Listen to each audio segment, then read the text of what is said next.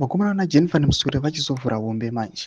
Ndoona kuti ndo vakomana avo vari mu the ruling party ZANU-PF vanoita nezvemedia and the likes. Panguva inoyi vabuda vakauya vakabhana mapressers aiwa emukomana Muziva Geza.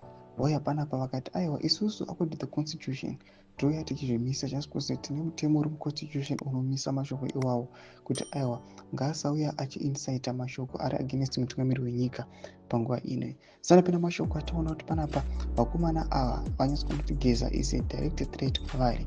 Unogona subscribe or like or turn the bell icon. Ndimuna BBC munonyora chiti the Geza effect. ZBC is losing effectively to social media.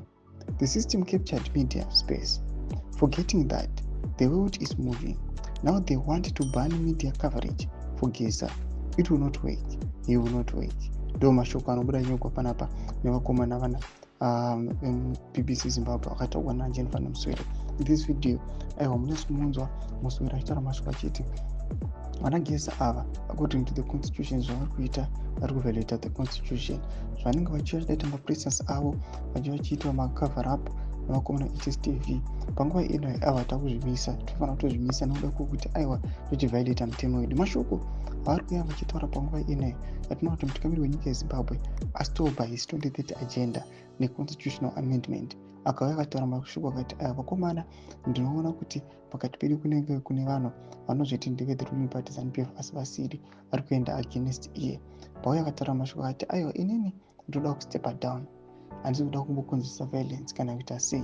Mashoko atiri kuona panguva inoyi tiona munyika muchimboti tonhorei mbichana, vanhu kunyange zvavo vaida kuti the leader arisen with immediate effect. Panguva inoyi we are now watching the space kuti zvichafamba sei. Imbotisai mafunguro iri muri pamusoro pechiitiko ichi.